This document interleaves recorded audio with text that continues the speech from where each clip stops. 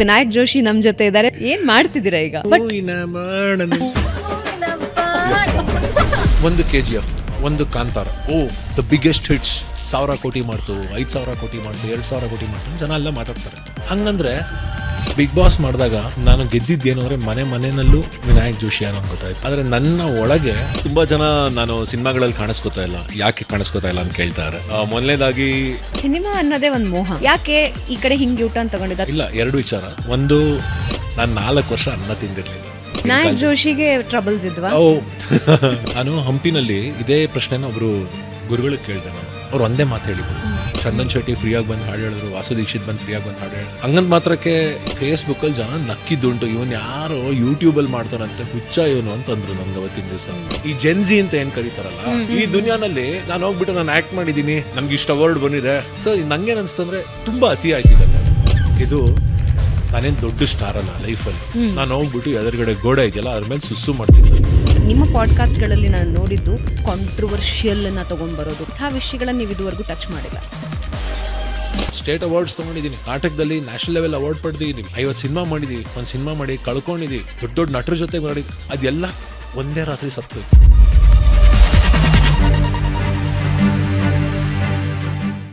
ನಮಸ್ಕಾರ ವೀಕ್ಷಕರೇ, ಬೆಂಗಳೂರು ಬಸ್ಗೆ ಸ್ವಾಗತ. ನಾನು ಭಾವನಾ ನಾಗಯ್ಯ. ಪ್ರತಿ ವಾರ ಒಬ್ಬೊಬ್ಬ ಗಣ್ಯ ಅತಿಥಿಯನ್ನು ನಾವು ನಿಮಗೆ ಇಂಟ್ರೊಡ್ಯೂಸ್ ಮಾಡ್ತೀವಿ. ನಮ್ಮ ಉದ್ದೇಶ ಒಂದೇ, ಜೀವನದಲ್ಲಿ ಸಾಧನೆ ಮಾಡೋ ಸಂದರ್ಭದಲ್ಲಿ ಹಲವಾರು ಸ್ಟ್ರಗಲ್ಗಳನ್ನು ನೀವು ಎದುರಿಸ್ತೀರಿ. ಅಯ್ಯೋ ಹಿಂಗಾಯಿತು, ಅಯ್ಯೋ ಹಂಗಾಯಿತು ಅಂತ 100 ಕಾರಣಗಳನ್ನು ಹಲವಾರು ಸಲ ನಾವು ಕೊಟ್ಕೊಂಡ್ಬಿಡ್ತೀವಿ. ಆದರೆ ಅವೆಲ್ಲವನ್ನು ಮೆಟ್ಟಿ ನಿಂತಿರೋ ಹಲವಾರು ಜನ ನಮ್ಮ ಸೊಸೈಟಿಯಲ್ಲಿದ್ದಾರೆ. ಹಾಗೂ ನಮಗೊಂದು ರೀತಿ ಮಾರ್ಗದರ್ಶನ, ಅಂದರೆ ಇಂಥ ಸಮಸ್ಯೆ ಬಂದಾಗ ಅದರಿಂದ ಹೊರಗೆ ಬರೋದು ಹೇಗೆ ಅಂತ ನಮಗೆ ಯಾರೂ ಹೇಳ್ಕೊಡದೇ ಇದ್ದರೂ ಅವರ ಮಾತುಗಳನ್ನು ಕೇಳಿಸ್ಬಿಟ್ರೆ ಅಲ್ಲಿ ಒಂದು ಉತ್ತರ ಸಿಕ್ಬಿಡುತ್ತೆ. ಸೊ ಹಾಗಾಗಿನೇ ನಾವು ಬೆಂಗಳೂರು ಬಸ್ನಲ್ಲಿ ಅಂತಹ ಹಲವಾರು ಜನ ಸಾಧಕರನ್ನು ಇಂಟ್ರೊಡ್ಯೂಸ್ ಮಾಡ್ತಾ ಇದ್ದೀವಿ.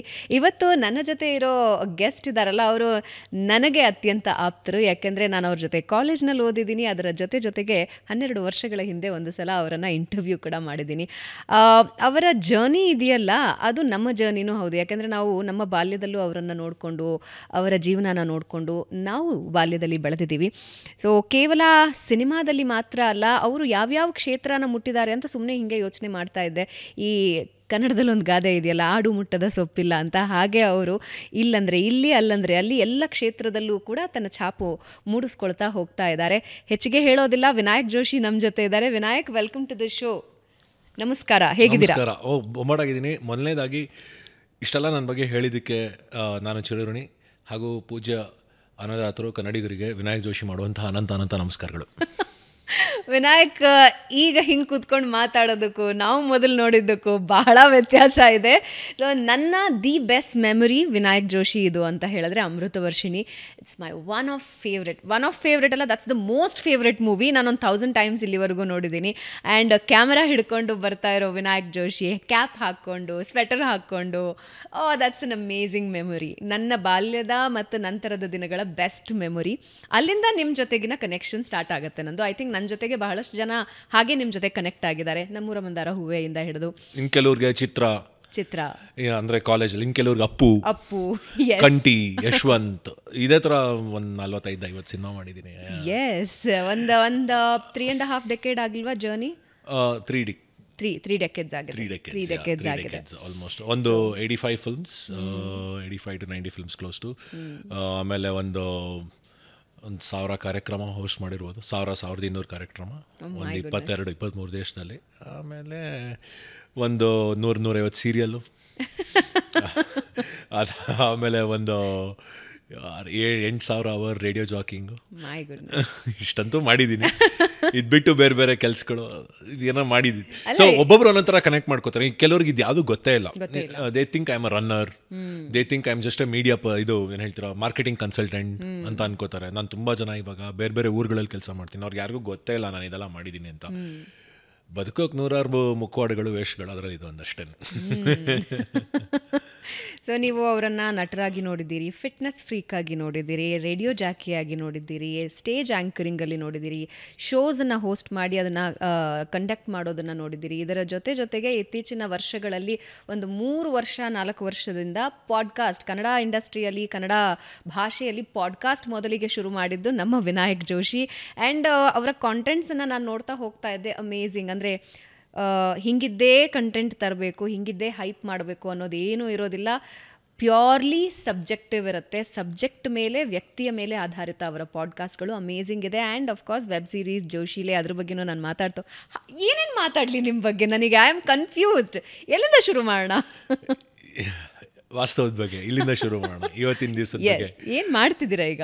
ಇತ್ತೀಚೆಗೆ ತುಂಬ ಜನ ನಾನು ಸಿನಿಮಾಗಳಲ್ಲಿ ಕಾಣಿಸ್ಕೋತಾ ಇಲ್ಲ, ಯಾಕೆ ಕಾಣಿಸ್ಕೋತಾ ಇಲ್ಲ ಅಂತ ಕೇಳ್ತಾರೆ. ಮೊದಲನೇದಾಗಿ ಕೇಳಿದ್ದಕ್ಕೆ ಥ್ಯಾಂಕ್ ಯು. ಎರಡನೇದಾಗಿ ಸಿನಿಮಾ ಮಾಧ್ಯಮವಾಗಿ ಬದಲಾಗಿದೆ, ನನ್ನ ಅಭಿರುಚಿ ಬದಲಾಗಿದೆ, ನನ್ನ ಗುರಿಗಳು ಬದಲಾಗಿದೆ, ನನ್ನ ಬದುಕೇ ಬದಲಾಗೋಗಿದೆ.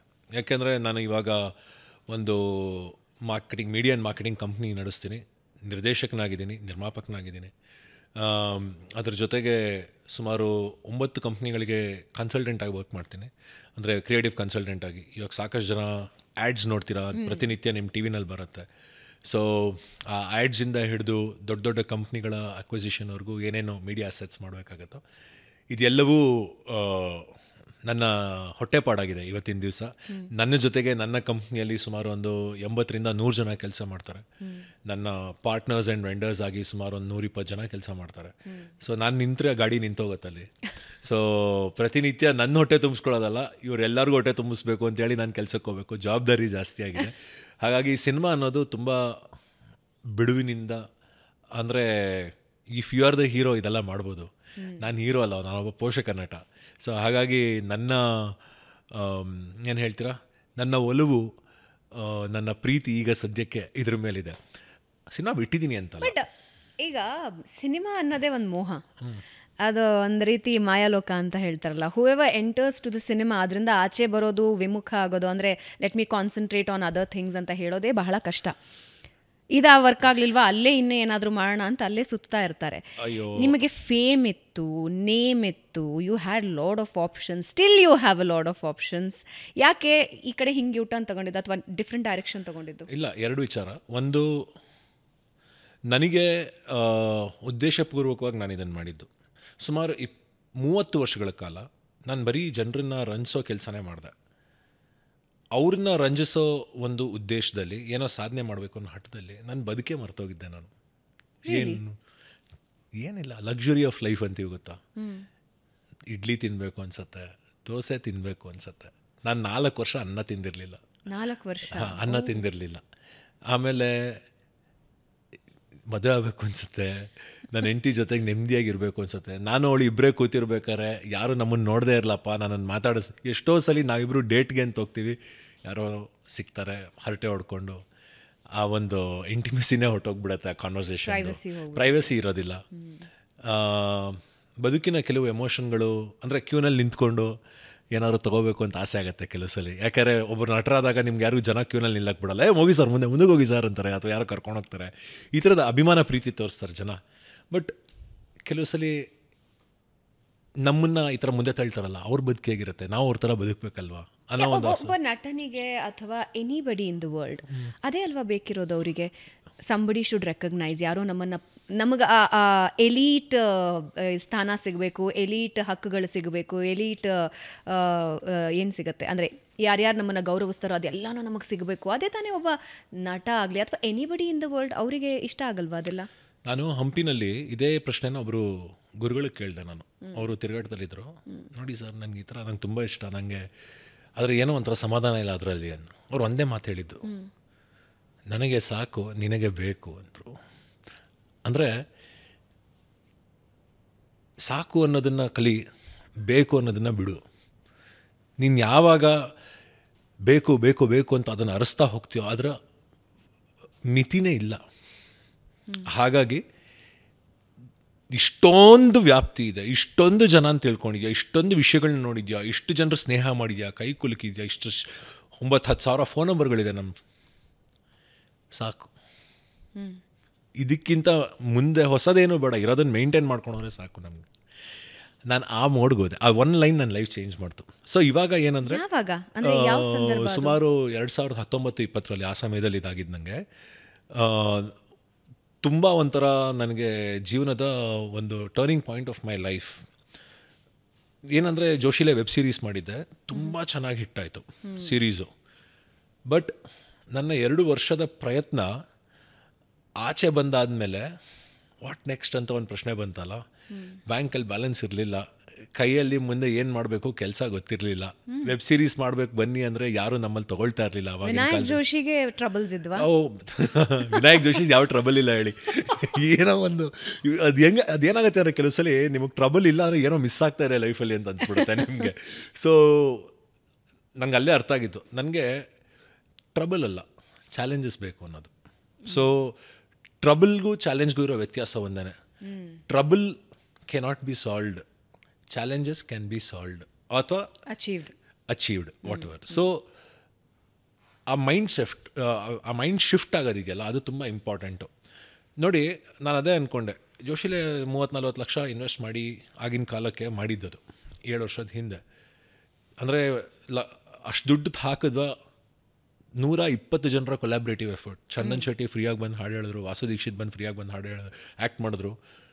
ಹಂಗಂತ ಮಾತ್ರಕ್ಕೆ ಎಷ್ಟೋ ವಿಷಯಗಳನ್ನು ನಾವು ಎಲ್ಲವೂ ಫ್ರೀಯಾಗಿ ಮಾಡೋಕ್ಕಾಗಲ್ಲ, ಕೆಲವುದಕ್ಕೆ ದುಡ್ಡು ಬೇಕಾಗುತ್ತೆ. ಸೊ ಅಣ್ಣ ಅಪ್ಪ ಅಂತ ಕೆಲವ್ರ ಹತ್ರ ದಾನ, ಆಮೇಲೆ ಸ್ಪಾನ್ಸರ್ಶಿಪ್ಪು.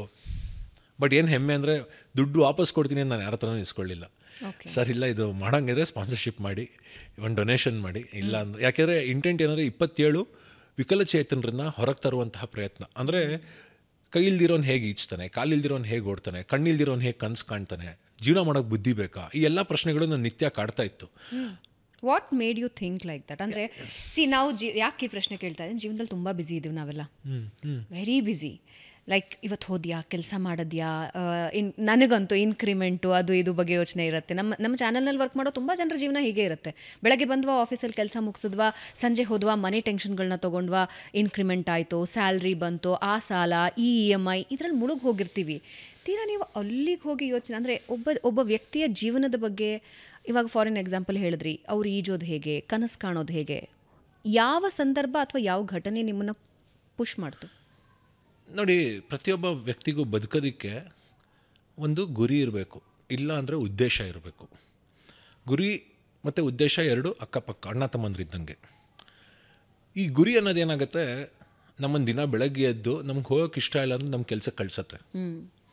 ನನಗೆ ಇವತ್ತು ಇಲ್ಲಿಗೆ ಬರೋಕ್ಕೆ ಇಷ್ಟ ಇಲ್ಲ ಅಂದ್ರೆ ನನ್ನ ಗುರಿ ನೋಡಿದ ತಕ್ಷಣ ಇಲ್ಲಿ ಬರ್ಬೇಕು, ನಾನು ಭಾವನವ್ರ ಹತ್ರ ಮಾತಾಡಬೇಕು, ನನ್ನನ್ನು ಇಲ್ಲಿ ಕಳ್ಸತ್ತೆ. ಉದ್ದೇಶ ಏನು ಅಂದರೆ, ಗುರಿ ಅನ್ನೋದ್ರಲ್ಲಿ ಸ್ವಲ್ಪ ಸ್ವಾರ್ಥ ಇರುತ್ತೆ, ಉದ್ದೇಶ ಅನ್ನೋದ್ರಲ್ಲಿ ನಿಸ್ವಾರ್ಥ ಜಾಸ್ತಿ ಇರುತ್ತೆ. ಸೊ ನನ್ನ ಹೆಂಡತಿ ಮಕ್ಕಳನ್ನ ಸಾಕಕ್ಕೆ ಹೋಗಬೇಕು, ನಮ್ಮ ಅಪ್ಪ ಅಮ್ಮನ ಸಾಕಕ್ಕೆ ಹೋಗಬೇಕು, ನನ್ನ ಸುತ್ತಮುತ್ತಲು ಇರೋ ಜನರನ್ನು ನಾನು ಪ್ರೊಟೆಕ್ಟ್ ಮಾಡಬೇಕು. ಸೊ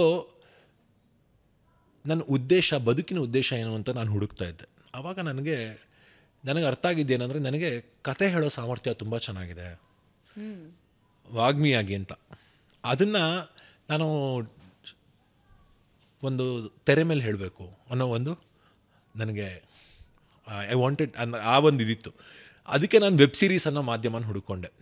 ಯಾಕಂದರೆ ನಾನು ಡಿಸ್ಕವರಿ ಚಾನಲ್ಲು, ನ್ಯಾಷನಲ್ ಜಿಯೋಗ್ರಫಿಕ್ ಅಲ್ಲೆಲ್ಲ ನೋಡಿದ್ದೆ ನಾನು ಈ ಥರದ್ದು. ಆ್ಯಂಡ್ ಯಾವಾಗ ಅಂತ ಹೇಳಿದ್ರೆ ಅದು ಕನ್ನಡ ಇಂಡಸ್ಟ್ರಿಗೆ ಇನ್ನೂ ವೆಬ್ ಸೀರೀಸ್ ಎಂಟರ್ ಆಗದೇ ಇರೋ ಟೈಮ್ 2012ರಲ್ಲಿ ಲಾಂಚ್ ಮಾಡಿದ್ದು ನಾನು ಇದನ್ನು. ಅನೌನ್ಸ್ ಮಾಡಿದ್ದು 2012ರಲ್ಲಿ. ಇವತ್ತು ಹೋಗಿ ನೋಡಿದ್ರೆ ಟೈಮ್ಸ್ ಆಫ್ ಇಂಡಿಯಾ ಒಂದು ಆರ್ಟಿಕಲ್ ಇದೆ, ಅಲ್ಲಿ ಇವತ್ತಿಗೂ 2012ರಲ್ಲಿ ವಿನಾಯಕ್ ಜೋಶಿ ವೆಬ್ ಸೀರೀಸ್ ಶುರು ಮಾಡ್ತಾರೆ ಅಂದಾಗ ಫೇಸ್ಬುಕ್ಕಲ್ಲಿ ಜನ ನಕ್ಕಿದ್ದುಂಟು, ಇವನು ಯಾರೋ ಯೂಟ್ಯೂಬಲ್ಲಿ ಮಾಡ್ತಾನಂತೆ, ಹುಚ್ಚ ಇವನು ಅಂತಂದರು ನನಗೆ ಅವತ್ತಿನ ದಿವಸ. ಮಾಡೋಕ್ಕೆ ಶುರು ಮಾಡಿದ್ಮೇಲೆ ಏನಾಯಿತು, ಶೂಟಿಂಗು ಶುರು ಮಾಡಿದೆ, ನನ್ನ ಕಾಲೊಂದು ಆಪ್ರೇಷನ್ ಆಯಿತು. ಸೊ ಅದಾದಮೇಲೆ ಸ್ವಲ್ಪ ಮತ್ತೆ ದುಡ್ಡು ಕಾಸಿನ ಸಮಸ್ಯೆ, ಬದುಕು ಎಲ್ಲವೂ ಬೇರೆ ಥರ ಆಗ್ತಾ ಹೋಯಿತು. ಅಂದರೆ ತುಂಬ ಪೀಕಲ್ಲಿದ್ದೆ ಆವಾಗ. ನಿನ್ನಿಂದಲೇ ಅದು ಇದು ಎಲ್ಲ ಸಿನಿಮಾಗಳು ಮಾಡ್ತಾಯಿದ್ದೆ, ಬಿಗ್ ಬಾಸ್ ಮುಗಿಸ್ ಬಂದಿದ್ದೆ, I was in top. But ಏನೋ ಹೇಳಿದ್ರು ಡಾಕ್ಟ್ರು 6 ತಿಂಗಳು ಏನೂ ಮಾಡೋಂಗಿಲ್ಲ, ಅಥವಾ ಅಟ್ಲೀಸ್ಟ್ ಕಡಿಮೆ ಅಂದರೆ ಒಂದು 2 ತಿಂಗಳೇನೋ ಮಾಡೋಂಗಿಲ್ಲ, ಏನು ಮಾಡ್ತೀಯ ಅಂದರು. ಸೊ ಎಲ್ಲ ನಿಂತೋಯ್ತು, ಬಂದಾಗೋಯ್ತು. ಆವಾಗ ನನಗೆ ಸಂಹವ್ ಒಂದು ಕೆಲಸ ಕಂಡ್ಕೊಂಡ್ರೆ ಸಾಕಪ್ಪ. ಮತ್ತೆ ನಾನು ಇನ್ನೊಂದು ಕಾರ್ಪೊರೇಟ್ ಕೆಲಸಕ್ಕೆ ಶುರುವಾಗಿ ಅಲ್ಲಿ ಸೊ ರೇಡಿಯೋ ಮಿರ್ಚಿಲಿ ಒಂದು ಸ್ವಲ್ಪ ಕೆಲಸ ಮಾಡಿದೆ, ಸ್ವಲ್ಪ ದಿವಸ ಅಷ್ಟೇ. ಸಿಟಿನಲ್ಲಿ 5 ವರ್ಷ ಕೆಲಸ ಮಾಡಿ, ರೇಡಿಯೋ ಸಿಟಿಲಿ 5 ವರ್ಷ ಇದ್ದೆ. ಆಮೇಲೆ 1 ವರ್ಷ ಆಲ್ಮೋಸ್ಟ್ ರೇಡಿಯೋ ಮಿರ್ಚಿಲಿದ್ದೆ. ಅದಾದಮೇಲೆ ಫ್ಲಿಪ್ಕಾರ್ಟ್ಗೆ ಹೋದೆ, ಅಲ್ಲೊಂದು 2.5 ವರ್ಷ ಇದ್ದೆ. ಆಮೇಲೆ ಅದೇ ನಾನು ಲಾಸ್ಟ್ ಕೆಲಸ, ನಾನಿನ್ನು ಮಾಡಲ್ಲ, ನಾನೇ ಏನೋ ಮಾಡ್ತೀನಿ ಅಂತ ಹೇಳಿ ಯಾವುದೋ ಒಂದು ಬಿಸ್ನೆಸ್ ಮಾಡಿದೆ, ಲಾಸ್ ಆಗೋಯ್ತು ಅದು ಸಿಕ್ಕಾಪಟ್ಟೆ. ಯಾರೋ ಕಾಸು ತೊಗೊಂಡು ಓಡೋಟೋದ್ರು. ಪ್ರಾಡಕ್ಟ್ ಹಿಟ್ ಆಯಿತು, ಬಟ್ ದುಡ್ಡೆಲ್ಲ ಯಾರೋ ಎತ್ಕೊಂಡು ಪರಾರಿ ಆಗಿದ್ದಾಯಿತು. ಸೊ ಮತ್ತೆ ಆ ಸಾಲ ತೀರಿಸಿದ್ದಾಯಿತು. ಅದಾದಮೇಲೆ ಮತ್ತೆ ಜೋಶಿಲೆ ಶುರು ಹಚ್ಕೊಂಡೆ. 2 ವರ್ಷ ನಾನು ಬಂದಿದ್ದು ಸೇವಿಂಗ್ಸು ಇವರೆಲ್ಲ ಮಾಡಿ ಏನೋ ಅದೊಂದು ಮಾಡಿದೆ. ಮತ್ತೆ ಆ ಸಾಲ ತೀರ್ಸಕ್ಕೆ ಒಂದು ಕೆಲಸ ಸೇರ್ಬೇಕಾಯ್ತು. ಅಂದ್ರೆ ನಮಗೆ ಹೊರಗಿಂದ ವಿನಾಯಕ್ ಜೋಶಿ ನೋಡ್ತಾ ಹೇಳಿದ್ರೆ ಬಾಲ್ಯದಿಂದಾನೇ ಸ್ಟಾರ್ಡಮ್ ಸಿಕ್ಕಿದ ವ್ಯಕ್ತಿ, ಸಿನಿಮಾಗಳಲ್ಲಿ ಮಾಡಿದ್ದಾರೆ. ಈಗ ನಾವು he is doing web series, podcast ಮಾಡ್ತಾರೆ, ನಗುತ್ತಾರೆ, ಇಷ್ಟೇ ಅನಿಸ್ತಿರುತ್ತೆ. ಬಟ್ ಅದರ ಸ್ಟ್ರಗಲ್ಸ್ ತುಂಬ ಇದೆ. ಅಲ್ಲ ಖಂಡಿತ. ಅಂದರೆ ನನಗೆ ಏನು ಗೊತ್ತಾ, ನನಗೆ ಸಾಲ ಅಂದರೆ ನನಗೆ ಮೈ ತುಂಬ ಸಾಲ ಇಲ್ಲ, ಕೈ ಸಾಲ ಜಾಸ್ತಿ ನನಗೆ. ಅಂದರೆ 2 ಲಕ್ಷ 3 ಲಕ್ಷ 5 ಲಕ್ಷ ಈ ಥರ ಎಲ್ಲ ತುಂಬ ಕ್ಲೋಸ್ ಫ್ರೆಂಡ್ಸೇನೆ. ಕೊಡದೇವ್ರು ವಾಪಸ್ ಕೊಡಲಿಲ್ಲ ಅನ್ನೋ ಪರವಾಗಿಲ್ಲ ತೊಗೊಳ್ಳೋ ಅಂತ ಹೇಳೋ ಅಷ್ಟು ಕ್ಲೋಸ್ ಇರೋ ಜನ. ಬಟ್ ಏನಂದರೆ ನಾನು ಸ್ವಲ್ಪ ಸ್ವಾಭಿಮಾನಿ ನಾನು ಆ ವಿಚಾರದಲ್ಲಿ. ಹಾಗಾಗಿ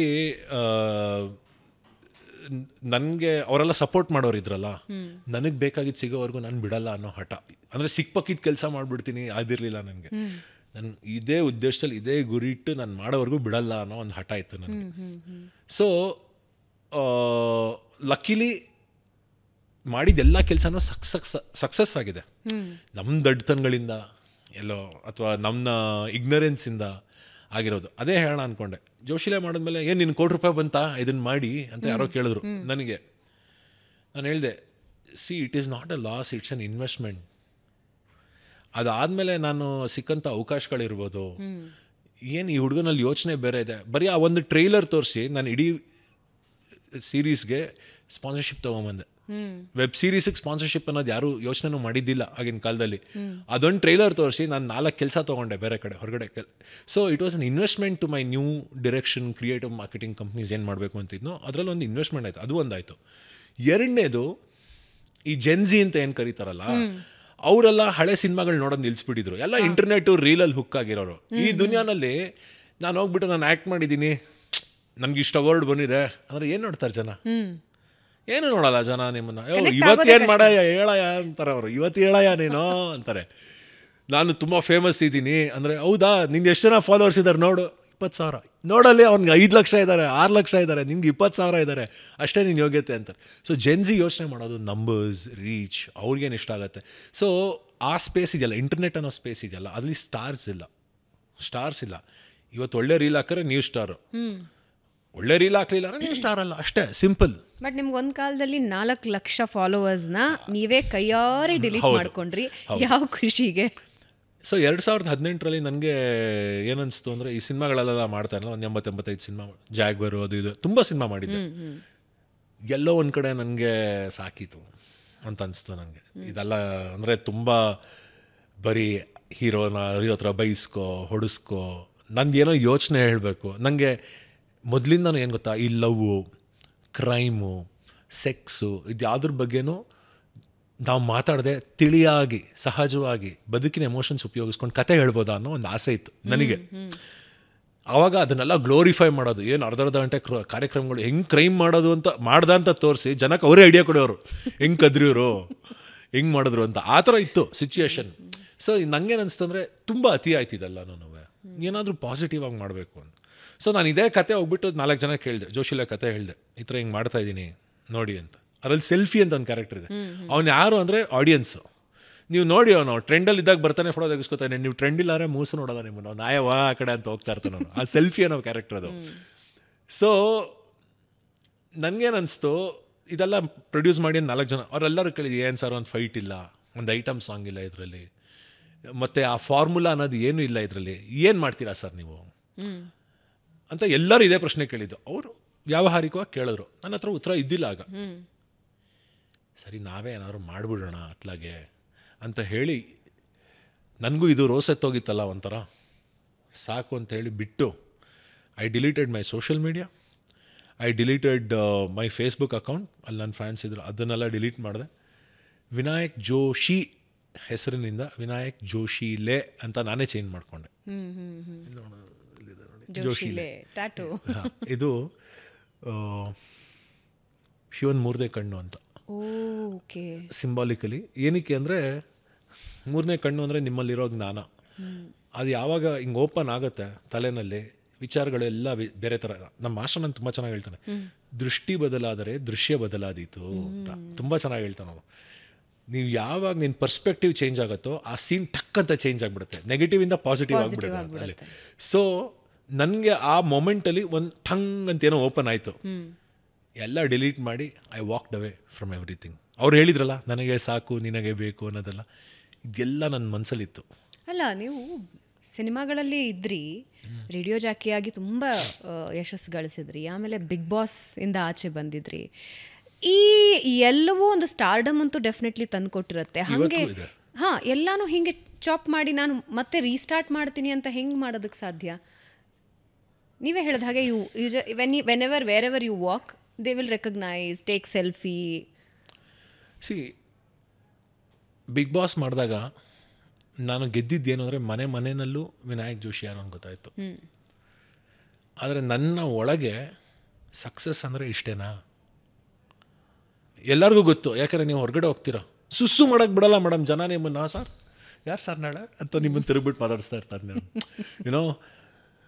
ಆಮೇಲೆ ಸರ್ ಏನು ಅಲ್ಲಿ ನಿಮಗೆ ಏನು ಕೊಡ್ತಾರೆ ಸರ್, ಅಮೌಂಟ್ ಏನು ಕೊಡ್ತಾರೆ ಸರ್, ಈ ಥರ ಪ್ರತಿಯೊಬ್ಬರು. ಇದು ಎಷ್ಟಾಗೋಯ್ತು ಅಂದರೆ ಇರಿಟೇಟ್ ಆಗೋ ಮಟ್ಟಕ್ಕೆ ಇರಿಟೇಟ್. ಆಮೇಲೆ ಜನ ಜಡ್ಜ್ ಮಾಡೋದು, ಅಲ್ಲಿ 1 ಅವರ್ ಕಾರ್ಯಕ್ರಮ ನೋಡಿ ನೀನಿದು ನಿನ್ನ ಕ್ಯಾರೆಕ್ಟರ್ ಇದು ಅಂತ ಜಡ್ಜ್ ಮಾಡೋದು ನಮ್ಮನ್ನು. ಅಫ್ಕೋರ್ಸ್ ಅದೇ ಶೋ ಅದು, ರೈಟ್? ನಂಗೆ ಇದೆಲ್ಲ ಗೊತ್ತಿದ್ದಿಲ್ಲ, ನನಗಲ್ಲ ಯಾರಿಗೂ ಗೊತ್ತಿದ್ದಿಲ್ಲ. ತುಂಬ ಇನ್ನಸೆಂಟಾಗಿ ನಾವು ಫಸ್ಟ್ ಸೀಸನಲ್ಲಿ ಹೋಗಿದ್ದಲ್ಲ. ನಂಗೆ ಆಚೆ ಬಂದಾಗ ಅನಿಸ್ತು, ಏನಪ್ಪ ಇದು ಅಸಹ್ಯ. ಒಂದು ದಿವಸ ಅಂತೂ ನಂದು ATM ಕಾರ್ಡು ಮ್ಯಾಗ್ನೆಟ್ ಹೊರಟೋಗಿತ್ತು. ಸೊ ದುಡ್ಡು ಡ್ರಾ ಮಾಡೋಕ್ಕಾಗಲ್ಲ. ಜೇಬಲ್ಲಿ 15 ರೂಪಾಯಿ ಇದೆ ನನಗೆ. ಆವಾಗೆಲ್ಲ UPI ಇದ್ದಿಲ್ಲ. ಓಕೆ, ನಾನೊಂದು ಆಟೋನಲ್ಲಿ ಹೋಗಬೇಕು. ಓಕೆ, ಇಷ್ಟೆಲ್ಲ ಫೇಮಸ್ ಇದ್ದೀನಿ, ಎಲ್ಲ ಆಯಿತು. ನನ್ನ ಹತ್ರ 15 ರೂಪಾಯಿ ಈ ಕ್ಷಣಕ್ಕೆ ಬೇಕು ಅಂದರೆ ನನಗೆ ಎಲ್ಲೂ ಸಿಗಲ್ಲ. ಒಂದೋ ಸಾಲ ಮಾಡಬೇಕು, ಯಾರ ಹತ್ರನಾದ್ರು ಹತ್ರ ಇಸ್ಕೋಬೇಕು ನಾನು, ಯಾರ ಹತ್ರನಾದ್ರು. ಅಂದರೆ ವಿನಾಯಕ್ ಜೋಶಿ ಊರಿಗೆಲ್ಲ ಗೊತ್ತು, ಬಟ್ ಜೇಬಲ್ಲಿ 15 ರೂಪಾಯಿ ಅಷ್ಟೇ ನಿನ್ನ ಹತ್ರ ಇರೋದು.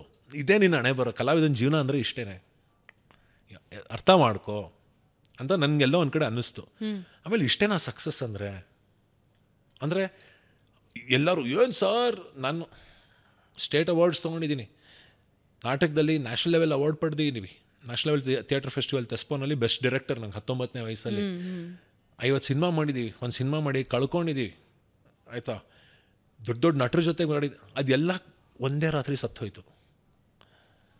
ನೀವು ಬಿಗ್ ಬಾಸ್ ವಿನಾಯಕ್ ಜೋಶಿ ಅಲ್ವಾ ಆಗ್ಬಿಟ್ವಿ ನಾವು. ನೀವು ಅಲ್ಲಿವರೆಗೂ ಏನು ಮಾಡಿದ್ರಿ ಅದೆಲ್ಲ ನಿಮ್ಮನ್ನು ಬಿಗ್ ಬಾಸಲ್ಲಿ ನೋಡಿದ್ದೀನಿ ಅಂದರೆ ಐಡೆಂಟಿಟಿ ಒಳ್ಳೆಯದು ತಪ್ಪು ಅಂತ ನಾನು ಹೇಳ್ತಾ ಇಲ್ಲ. ಏನಾಯಿತು ಅಂದರೆ ಜನರ ತಲೆಯಲ್ಲಿ ಅದು ಉಳೀತು, ಬಿಗ್ ಬಾಸ್ ಉಳೀತು. ಆ್ಯಂಡ್ ನನಗೆ ಒಂಥರ ಡಿಪ್ರೆಸ್ ಆಗಿಬಿಟ್ಟೆ. ಸಕ್ಸಸ್ ಅಂದರೆ ಇಷ್ಟೇನಾ? ನನ್ನ ಮನೆಯಿಂದ ಆಚೆ ಬರೋಕ್ಕೆ ಇಷ್ಟ ಇರಲಿಲ್ಲ, ಜನರು ನೋಡೋಕ್ಕೆ ಇಷ್ಟ ಇದ್ದಿಲ್ಲ ನನಗೆ. ಏನಕ್ಕೆ ಅಂದರೆ ಯಾರು ಬಂದರೂ ಅದೇ ಪ್ರಶ್ನೆ ಕೇಳೋದು, ಸರ್ ಎಷ್ಟು ಕೊಡ್ತಾರೆ ಸರ್, ನಿಮ್ಗಲ್ಲಿ ಏನು ಕೊಡ್ತಾರಾ ಸರ್, ಈ ಥರನೇ. ಸರ್ ಸ್ಕ್ರಿಪ್ಟೆಡ್ಡಾ ಸರ್, ನಿಮ್ಗೆ ಜಗಳ ಆಡು ಅಂತ ಚೂ ಬಿಡ್ತಾರಾ ಸರ್, ಈ ಥರನೇ ಕೇಳೋದು. ನನಗೆ ಸಾಕಾಗೋಯ್ತು ನನಗೆ. ಆಮೇಲೆ ನಾವು ಹೊರಗಡೆ ಬಂದು ದುಡಿಲೇಬೇಕು, ಎಷ್ಟು ಜನನ ಅಂತ ನಾವು ಇದನ್ನು ಮಾಡೋಕ್ಕಾಗತ್ತೆ. ಆಮೇಲೆ ಕನ್ಸರ್ವೇಟಿವ್ ಮೀಡಿಯಾ ಬೇರೆ ಅವಾಗಿನ ಕಾಲದಲ್ಲಿ. ಇವತ್ತಿನ ದಿವಸ ಒಂದು ಬ್ಯಾಡ್ ಆ್ಯಸ್ ಆಗಿರ್ಬೇಕು ಹಿಂಗೆ. ಇವತ್ತು ನೋಡಿ ನಮ್ಮ ಹೀರೋಗಳು ನೋಡಿ ಎಲ್ಲ ಬ್ಯಾಡ್ ಆ್ಯಸ್ ಇರಬೇಕು, 10 ಜನಕ್ಕೆ ಹೊಡಿಬೇಕು, ಸಾಯಿಸ್ಬೇಕು. ಅದು ಟುಡೇಸ್ ಹೀರೋ. ಆಗಿನ ಕಾಲದಲ್ಲಿ he has to be right, ಆ ಥರ ಇತ್ತು ಏನೋ. ಇವತ್ತಿನ ದಿವಸ ನೀವು ಯಾವುದೇ ಶೋ ವಿನ್ನರ್ ಎಲ್ಲ ನೋಡಿದ್ರೆ ಬ್ಯಾಡ್ ಆ್ಯಸ್ ಆಗಿರ್ತಾರೆ, ಮ್ಯಾಚು ಆಗಿರ್ತಾರೆ ನಿಮಗೆ. So that is how media has shifted, right? So ಎಲ್ಲ ಒಂದು ಕಡೆ ನನಗೆ ಇಷ್ಟೇನಾ ಸಕ್ಸಸ್ ಅಂದರೆ ಇಷ್ಟೇನಾ? ದೆನ್ ವಾಟ್ ಈಸ್ ಸಕ್ಸಸ್ ನಿಮ್ಮ ಪ್ರಕಾರ? ಸಕ್ಸಸ್ ಅಂದರೆ ನಿಮ್ಮನ್ನು ನೀವು ಮಿರರಲ್ಲಿ ನೋಡ್ಕೊಂಡು ಖುಷಿಯಾಗಿರ್ಬೇಕು, ನಿಮ್ಮನ್ನು ನೀವು ಸೆಲೆಬ್ರೇಟ್ ಮಾಡ್ತಾ ಇರ್ಬೇಕು ಎವ್ರಿ ಡೇ. ಹೊರಗಡೆ ಇರೋ ನಿನ್ನ ದೊಡ್ಡ ಫೇಲ್ಯೂರ್ ಅನ್ಕೋತಾ ಇರ್ಬೋದು, ಬಟ್ ನಿಮ್ಮ ಮನಸ್ಸಲ್ಲಿ ಆಗಿರೋದನ್ನು ನೀವು ಅಚೀವ್ ಮಾಡಿರಬೇಕು. ಅದು ಸಕ್ಸಸ್ ಅಂದರೆ. ನೋಡಿ, ಫೇಲ್ಯೂರ್ ಅಂತ ಏನಿದೆ ಅದನ್ನು ನೀವು ಡಿಕ್ಲೇರ್ ಮಾಡಬಾರ್ದು, ಜನ ಡಿಕ್ಲೇರ್ ಮಾಡಬೇಕು. ಸಕ್ಸಸ್ ಅನ್ನೋದೇನಿದೆ ಅದನ್ನು ನೀವು ಡಿಕ್ಲೇರ್ ಮಾಡಬೇಕು, ಜನ ಡಿಕ್ಲೇರ್ ಮಾಡಬಾರ್ದು. ಆವಾಗಲೇ ಜನ ನಿಮ್ಮ ಫೇಲ್ಯೂರ್ನಲ್ಲೂ ಸಕ್ಸಸ್ ಕಾಣೋದಕ್ಕೆ ಶುರು ಮಾಡ್ತಾರೆ. ಇವಾಗ ನಾನೊಂದು ಎಕ್ಸಾಂಪಲ್ ಕೊಡ್ತೀನಿ. ಇವಾಗ ನಾನೇನು ದೊಡ್ಡ ಸ್ಟಾರ್ ಅಲ್ಲ ಲೈಫಲ್ಲಿ. ನಾನು ಹೋಗ್ಬಿಟ್ಟು ಎದುರುಗಡೆ ಗೋಡೆ ಇದೆಯಲ್ಲ ಅದ್ರ ಮೇಲೆ ಸುಸ್ಸು ಮಾಡ್ತೀನಿ ನಾನು. ಏಯ್ ನೋಡೋ ಇಷ್ಟು ದೊಡ್ಡ ಫೇಮಸ್ ವ್ಯಕ್ತಿ ಅಲ್ಲಿ ಹೋಗ್ಬಿಟ್ಟು ಸುಸ್ಸು ಮಾಡ್ತಾನೆ, ಬುದ್ಧಿ ಇಲ್ಲ ಅವನಿಗೆ ಅಂತ ಜನ ಬೈತಾರೆ ನನಗೆ ಅಲ್ವಾ. ನನಗೆ ಅರ್ಜೆಂಟ್ ಆಗಿರೋದು ಯಾರು ಯೋಚನೆ ಮಾಡಲ್ಲ. ಎರಡನೇದು, ಯಾರೋ ಒಬ್ಬ ಕಾಮನ್ ವ್ಯಕ್ತಿ ಯಾರಿಗೂ ಗೊತ್ತಿಲ್ಲ, ಅವನು ಹೋಗಿ ಸುಸ್ಸು ಮಾಡ್ತಾರೆ, ಏನಂತಾರೆ, ಇವ್ರು ಹಣೆ ಬರಾನೇ ಇಷ್ಟು ಅಂತಾರೆ. ಅವ್ರ ಬಗ್ಗೆ ಕೇರ್ ಮಾಡಲ್ಲ ಜನ. ನಾನು ಏನೇ ಮಾಡಿದ್ರು ಜನ ಅಬ್ಸರ್ವ್ ಮಾಡ್ತಾರೆ, ನಾನು ಏನೇ ಮಾಡಿದ್ರು ಜನ ಜಡ್ಜ್ ಮಾಡ್ತಾರೆ. ಇನ್ನೊಂದು ಎಕ್ಸಾಂಪಲ್ ಹೇಳ್ತೀನಿ ನೋಡಿ. ಇವಾಗ ನಿಮ್ಮ ಹತ್ರ ಜೇಬಲ್ಲಿ 1 ಲಕ್ಷ ರೂಪಾಯಿ ಇದೆ, ನೀವು ಸೈಕಲ್ ಹೊಡ್ಕೊಂಡು ಬರ್ತೀರಾ ಅಂತ ಇಟ್ಕೊಳ್ಳಿ. ಏನು ಸಿಂಪ್ಲಿಸಿಟಿ ಗುರು ಅಂತಾರೆ. ಅದೇ ನಿಮ್ಮ ಹತ್ರ ಜೇಬಲ್ಲಿ ₹1 ಇಲ್ಲ, ಸೈಕಲ್ ಹೊಡ್ಕೊಂಬರ್ತೀರಾ ಅಂದ್ಕೊಳ್ಳಿ, ಏನು ಬಡತನ ಗುರು ಅದಲ್ಲ ನಿಮಗೆ. ಸೊ ಈ ಸಕ್ಸಸ್ಸು ಫೇಲ್ಯೂರು ಅನ್ನೋದೇನಿದೆ, ಇದನ್ನು ಜನ ಯಾವತ್ತು ಅಂದರೆ ಅವ್ರ ಮನಸ್ಸಲ್ಲಿ ಇದು ಸಕ್ಸಸ್ಸು ಅಂತೇನೋ, ಅಂದರೆ ಈ ಕಾಸ್ಟ್ಲಿ ಕಾರಲ್ಲಿ ಓಡಾಡ್ಬೇಕು. ನಾನು ನಡ್ಕೊಂಡು ಹೋಗ್ತಾ ಇದ್ದೆ ಮೊನ್ನೆ, ನಿಲ್ಲಿಸ್ಬಿಟ್ಟು, ಏನು ಸರ್ ನಡ್ಕೊಂಡು ಹೋಗ್ತಾ ಇದ್ದೀರಾ, ಕಾರ್ ಎಲ್ಲಿ ಅಂದರು. ಸರ್ ಕಾರ್ ಇಲ್ಲ, ಮಾರ್ಬಿಟ್ಟೆ ಅಂತಂದೆ. ನಾನು ಮಾರಿದ್ದೆ ಆಗ ಕಾರ್ ಇಲ್ಲ ಸರ್, ಮಾರ್ಬಿಟ್ಟೆ. ಏನು ಸರ್ ಸಿನಿಮಾನಲ್ಲೂ ಕಾಣಿಸ್ತಾ ಇಲ್ಲ, ದುಡ್ಡು ಕಾಸಲ್ಲ, ಓಕೆನಾ ಸರ್ ಅಂದ ಪಾಪ ಯಾರೋ ಒಬ್ಬ. ಸೊ ನನಗೆ ನೋಡಿ, ಅವ್ರ ಪ್ರಕಾರ ಸಕ್ಸಸ್ ಅಂದರೆ ಅದು.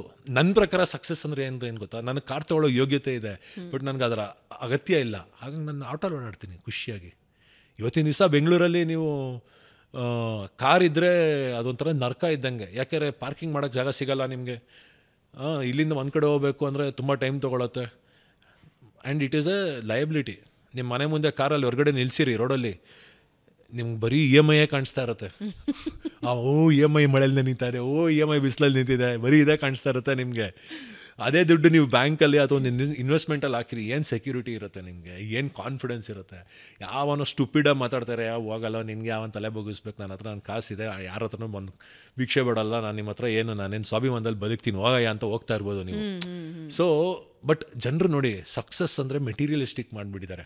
ಬಟ್ ಇಟ್ ಈಸ್ ಅಲ್ಲ, ಇವಾಗ ಸಿನಿಮಾದಲ್ಲಿ 100 days ಓಡಬೇಕು, ಇಲ್ಲಾಂದರೆ ತುಂಬ ಜಾಸ್ತಿ ದುಡ್ಡು ಮಾಡಬೇಕು, ಅಥವಾ ಇಂಥದ್ದೊಂದು ಕ್ಯಾರೆಕ್ಟರ್ ಮಾಡಿರಬೇಕು, ಇಷ್ಟು ಅವಾರ್ಡ್ಸ್ ತೊಗೋಬೇಕು. ಸಿನಿ ಇಂಡಸ್ಟ್ರಿಗೆ ಇದು.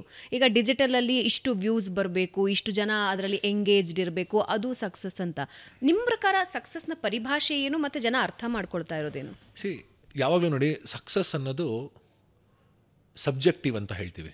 ಏನಕ್ಕೆ ಅಂದರೆ, ಇವಾಗ ಒಂದು KGF, ಒಂದು ಕಾಂತಾರ, ದ ಬಿಗ್ಗೆಸ್ಟ್ ಹಿಟ್ಸ್, 1000 ಕೋಟಿ ಮಾಡ್ತು, 5000 ಕೋಟಿ ಮಾಡ್ತು, 2000 ಕೋಟಿ ಮಾಡ್ತು, ಜನ ಎಲ್ಲ ಮಾತಾಡ್ತಾರೆ ಅಲ್ವಾ. ಹಂಗಂದರೆ ಈ ಡೇರ್ ಡೆವಿಲ್ ಮುಸ್ತಫಾ ಆ ಸಿನಿಮಾ ಆಗ್ಬೋದು, ಅಥವಾ ಆಚಾರ ಆ್ಯಂಡ್ ಕೋ ಈ ಥರದ ಸಿನಿಮಾಗಳಾಗ್ಬೋದು, ಇವು ಸಕ್ಸಸ್ ಆಗಿದೆ. ಇವು ಸಕ್ಸಸ್ ಆಗಿದೆ ನೋಡಿ. ಎಲ್ಲ 5 ಬೆರಳುಗಳು ಒಂದೇ ಥರ ಇರಬೇಕು ಅಂತಿಲ್ಲ.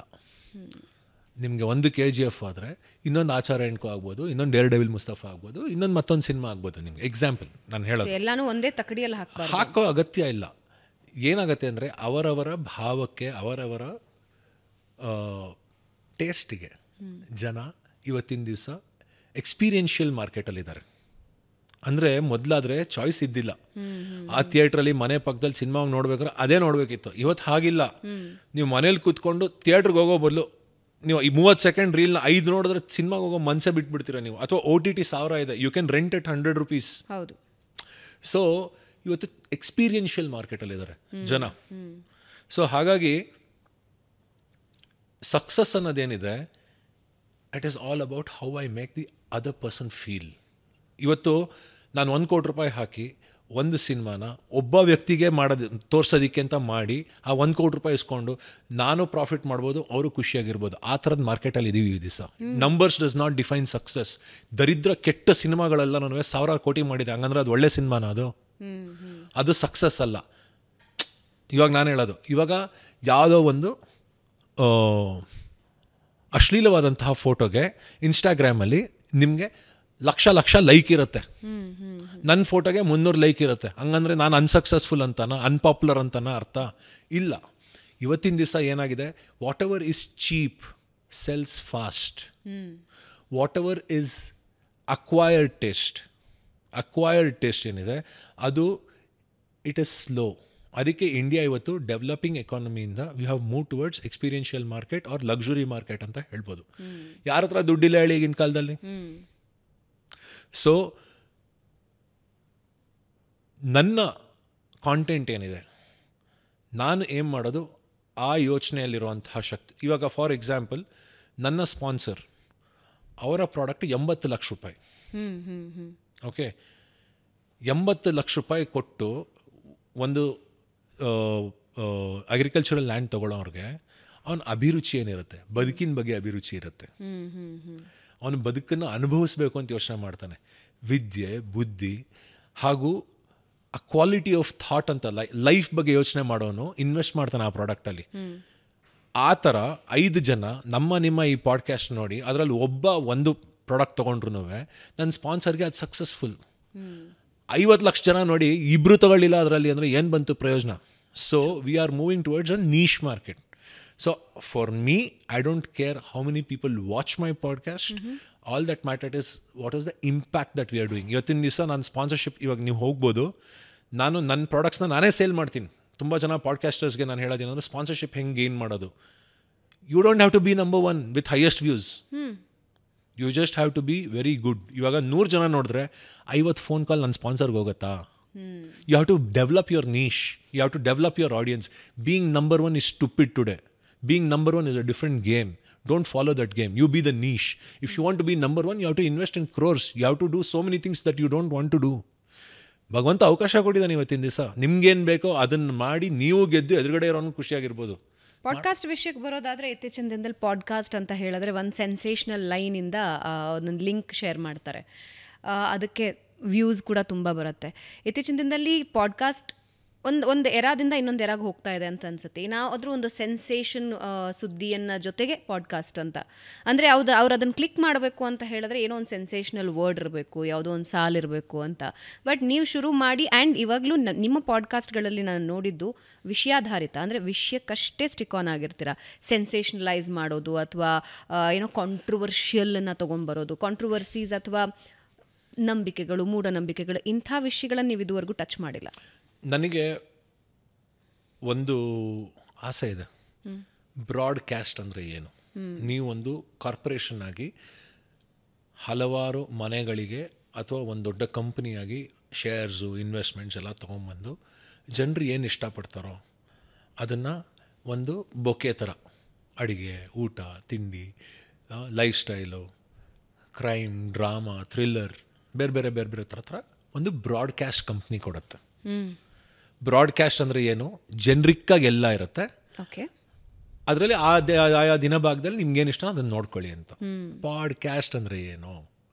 ಪಾಡ್ಕಾಸ್ಟ್ ಅಂದರೆ you are a personal pod, right? You are casting on your level. ನಿಮಗೆ ಯಾರು ಇಷ್ಟಪಡ್ತಾರೋ ಅವ್ರು ಮಾತ್ರ ಅದನ್ನು ನೋಡ್ಬೋದು.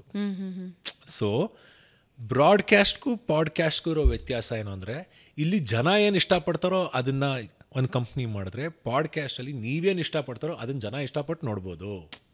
ಸೊ ಏನಾಗೋಯ್ತು ಅಂದರೆ ಲಿಬರಲೈಸ್ ಆಗೋಯ್ತು, ಡಿಸೆಂಟ್ರಲೈಸ್ ಆಗೋಯ್ತು. ಮೊದಲಾದರೆ ಒಂದು ಚಾನ್ಸ್ ಕೊಡಿ ಸರ್ ಅಂತ ಬರೋರು ಜನ, ಇವತ್ತು ಎಲ್ಲ ದೊಡ್ಡ ರೀಲಲ್ಲಿ ಸ್ಟಾರ್ಸ್ ಆಗಿದ್ದಾರೆ ಜನ. ಸೊ ಡಿಸೆಂಟ್ರಲೈಸ್ ಆಗೋಯ್ತು, ಲಿಬರಲೈಸ್ ಆಗೋಯ್ತು. ಸೊ ನನ್ನ ಪಾಡ್ಕಾಸ್ಟಲ್ಲಿ ನನಗೆ ಏನು ಇಷ್ಟ ಆಗೋದು ನನ್ನ ಬಗ್ಗೆ ಅಂದರೆ, ನಾವು ಮಾರಲ್ಲ ನಮ್ಮ ಪಾಡ್ಕಾಸ್ಟ್ನ. We don't sell our podcast.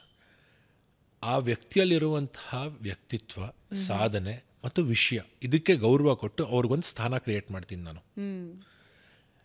And ನಾನು ಸೀಸನ್ ವೈಸ್ ಮಾಡೋದು.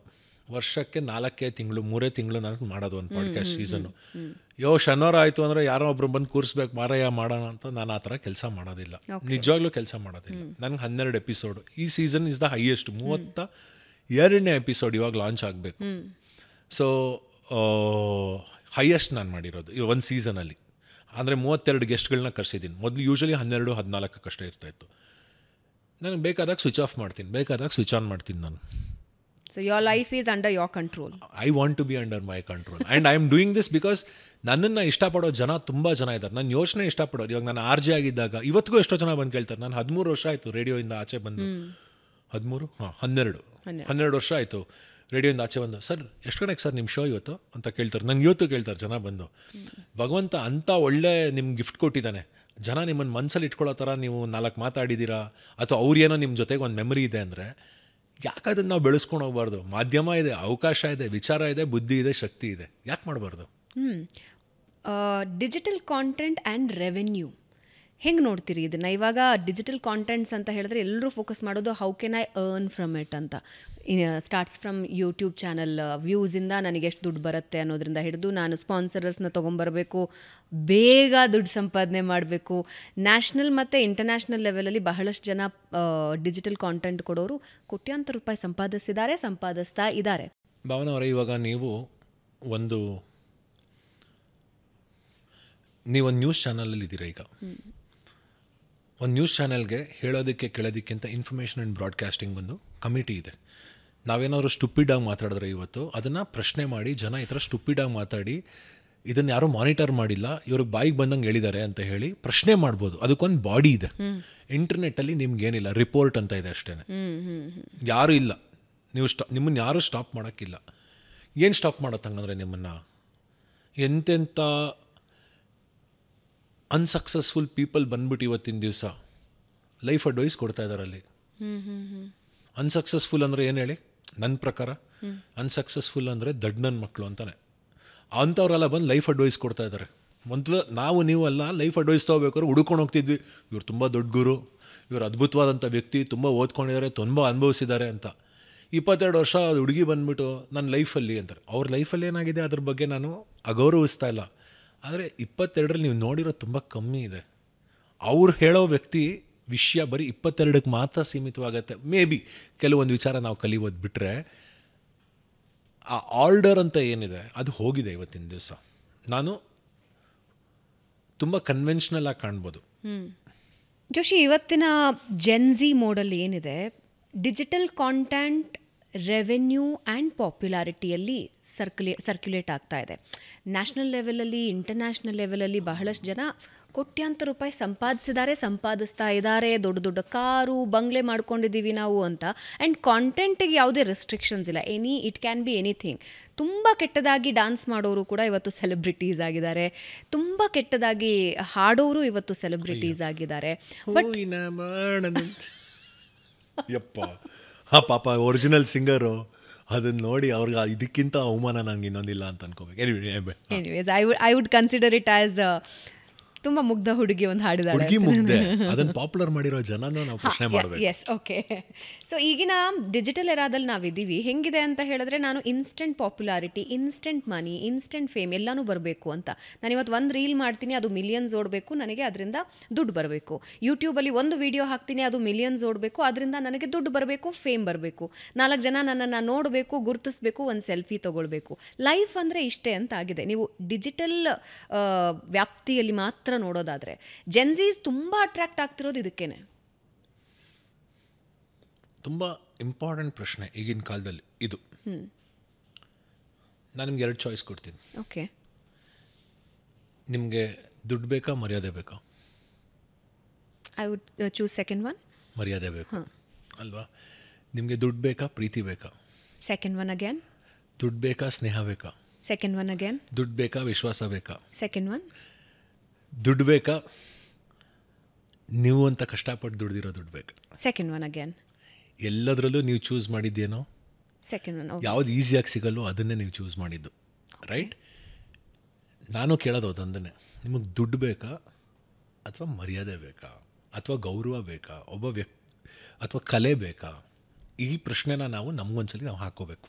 ಏನೇ ಶುರು ಮಾಡಿದ್ರು. ಇವಾಗ ಒಂದು ಚೆನ್ನಾಗಿ ನಾನು ಹಾಡಿ, ಇವಾಗ ನಾನು ಹೇಳಿ ಮಿಂಚಾಗಿ ನೀನು ಬರಲ್ಲ, ಇದು ಈ ಥರ ಸೋನು ನಿಗಮ್ ಲೆವೆಲ್ ಮಟ್ಟಕ್ಕೆ ಹಾಡಿ ನಾನು ಒಂದು ಅವಾರ್ಡು, ಪಾಪ್ಯುಲರ್ ಆಗೋದು ಒಂದು ಬದುಕಿನ, ಅಂದರೆ ಒಂದು ಜೀವನದ ವಿಚಾರ ಅದು. ಅಂದರೆ ಅದನ್ನೇ ನಾನು ಕೆಟ್ಟದಾಗಿ ಹಾಡಿ 1 ಸೆಕೆಂಡಲ್ಲಿ ಪಾಪ್ಯುಲರ್ ಆಗೋದು ತುಂಬ ಈಸಿ. ಸೊ ನಾನು ಯಾವ ರೀತಿ ಜನರನ್ನು ಮುಟ್ಟಬೇಕು ಅಂತಿದ್ದೀನಿ, ಯಾವ ರೀತಿ ನಾನು ಅವರನ್ನು ಅಟೆನ್ಷನ್ ಕನ್ಸ್ಯೂಮ್ ಮಾಡ್ತೀನಿ, ಅಂದರೆ ಅಟೆನ್ಷನ್ ಸೀಕ್ ಮಾಡ್ತೀನಿ ಅವರಿಂದ, ನಾನು ಯಾವ ವಿಚಾರಕ್ಕೆ ಜನರ ಹತ್ರ ಪಾಪ್ಯುಲರ್ ಆಗ್ತಾಯಿದ್ದೀನಿ, ಎಲ್ಲದಕ್ಕಿಂತ ಹೆಚ್ಚಾಗಿ ನನಗೆ ವ್ಯೂ ಲೈಕ್ ಬೇಕು ಅಂತ ಹೇಳಿ ನಾನು ಸಿಕ್ಪಕ್ಕಿದ್ದನ್ನೆಲ್ಲ ಹಾಕ್ತೀನಾ ಅನ್ನೋ ಒಂದು ಮಾರಲ್ ಚೆಕ್ ನಮಗೆ ನಾವು ಮಾಡ್ಕೋಬೇಕು. ನೀವು ಬೇರೆ ಮಾಧ್ಯಮ, ಅಂದರೆ ಇವಾಗ ಯೂಟ್ಯೂಬ್ ಸರಿ ಇಲ್ಲ, ಇನ್ಸ್ಟಾಗ್ರಾಮ್ ಸರಿ ಇಲ್ಲ ಅಂತ ಜನ ಹೇಳ್ತಾರೆ, ನೀವು ಸರಿಗಿದ್ದೀರಾ ಅಂತ ಒಂದ್ಸಲಿ ಪ್ರಶ್ನೆ ಹಾಕ್ಕೊಳ್ಳಿ. ಯೂಟ್ಯೂಬು, ಇನ್ಸ್ಟಾಗ್ರಾಮು, ಫೇಸ್ಬುಕ್ಕು ಇದೆಲ್ಲ ಏನು ಅಂದರೆ ಒಂದು ಪ್ಲ್ಯಾಟ್ಫಾರ್ಮ್, ಒಂದು ಟೆಕ್ನಾಲಜಿ ಮಾತ್ರ. ಏನದ್ರ ಅರ್ಥ? ನೀವು ಏನು ಹಾಕಿದ್ರೂ ಅಲ್ಲಿ ಹೋಗುತ್ತದ್ರಲ್ಲಿ ಅಲ್ವಾ? ಸೊ ಅವ್ರು ಏನಕ್ಕೆ ನಿಮಗೆ ದುಡ್ಡು ಕೊಡ್ತಾ ಇದ್ದಾರೆ? ಇನ್ನೂ ಹೆಚ್ಚು ಜನ ಬರಲಿ, ಇದನ್ನು ಯೂಸ್ ಮಾಡಲಿ, ಆಗ ನನ್ನ ಹತ್ರ ಅಡ್ವರ್ಟೈಸರ್ಸ್ ಬರ್ತಾರೆ, ನಾವು ದುಡ್ಡು ಮಾಡ್ಬೋದು. So they are a commercial organisation. ಇವಾಗ ನೀವು ನಿಮ್ಮ ಗಂಡ ಹೆಂಡತಿ ಜೊತೆಗೆ ಯಾರ ಜೊತೆಗೋ ಜಗಳ ಆಡಿದ್ದೀರಾ ಅಂತ ಇಟ್ಕೊಳ್ಳೋಣ, ಸುಮ್ಮನೆ ನಾನು ಹೇಳ್ಬಿಡ್ತೀನಿ, ನೀನು ಹಿಂಗೆ ಮಾಡ್ತಾರೆ, ನಾನು ನಿನ್ನ ಬಿಟ್ಟೋಗ್ಬಿಡ್ತೀನಿ ಅಂತ ಅಂತೀನಿ.